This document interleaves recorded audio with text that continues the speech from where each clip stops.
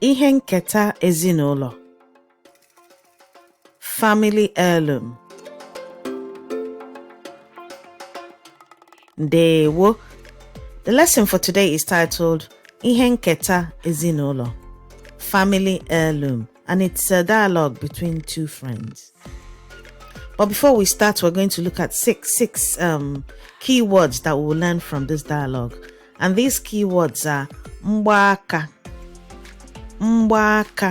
bangles. Onye nwe mgbaka? Who owns these bangles? Mgbaka, bangles. Ọlaedo, gold. Ọlaedo, gold. Mgbaka bụ ọlaedo. These bangles are gold. Ọlaedo, gold. Na-egbuke, shiny. Na-egbuke, shiny. Ụgbọala ya na-egbuke, egbuke.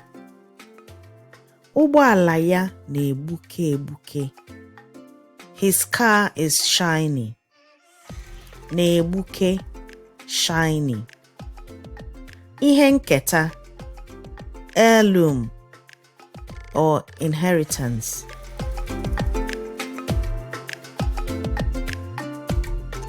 Ha amaghị ihe nketa nna ha hapụrụ ha. Ha amaghị ihe nketa nna ha hapụrụ ha.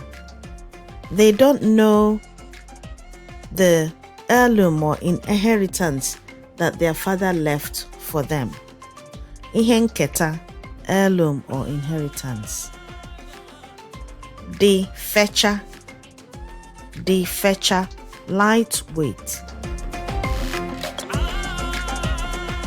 Nwa the fetcher. This child is a lightweight.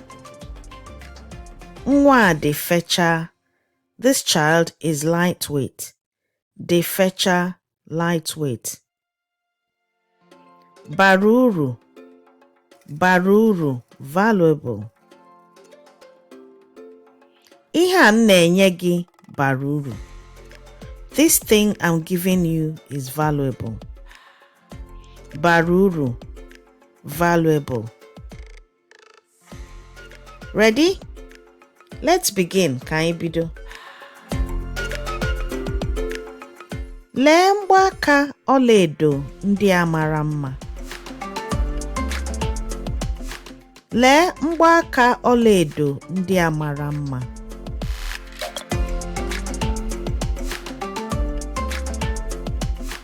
Chai, ha na-egbuke egbuke ma maa mma.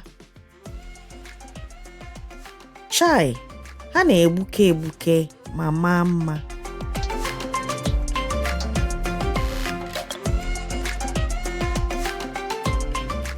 Nne m ochie nyere ha mama m. Nne m ochie nyere ha mama m. Some people say nne m ochie nyere mama m ha. So it depends on whichever one. But we're just going to go with nne m ochie nyere ha mama m. Nke ahụ bụ onyinye pụrụ iche. Nke ahụ bụ onyinye pụrụ iche.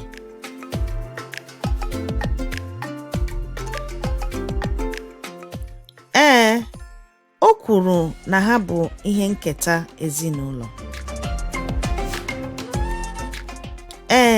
O kwuru na ha bụ ihe nketa ezinụlọ.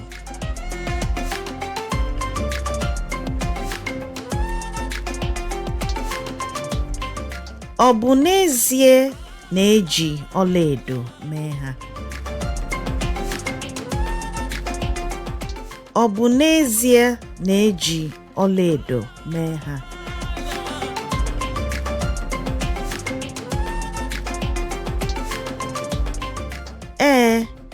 Ha bụ ezigbote ọlaedo. Ha bara uru. Ee, ha bụ ezigbote ọlaedo. Ha bara uru.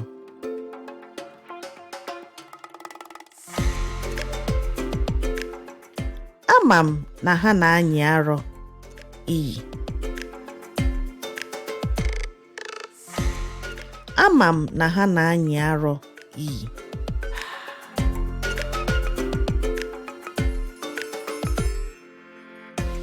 Mbakwa o, ha dị nnọọ fecha. Mbakwa o, ha dị nnọọ fecha.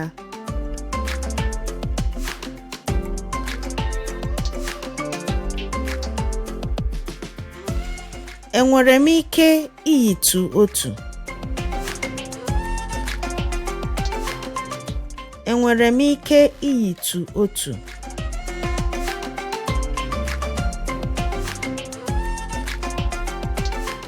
Nsogbu adịghị,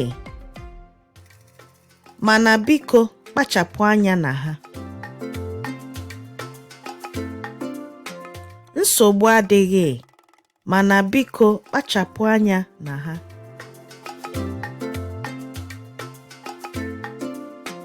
Daalụ rinne. Daalụ rinne. And so the 6 key words that we've learned from this dialogue are mgbaaka, mgbaaka bangles, ọlaedo, ọlaedo gold, na-egbuke, na-egbuke shiny, ihe nketa, ihe nketa heirloom or inheritance, dị fecha, dị fecha lightweight, bara uru, bara uru valuable. In conclusion, always remember that practice makes perfect and that each effort you make brings you closer to your Igbo language and cultural learning goals.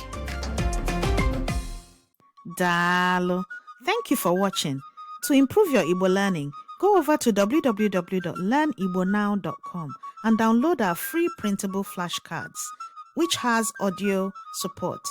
You'll also get access to our weekly newsletter full of useful tips to improve your Igbo language learning, history, and heritage. See you on the next video.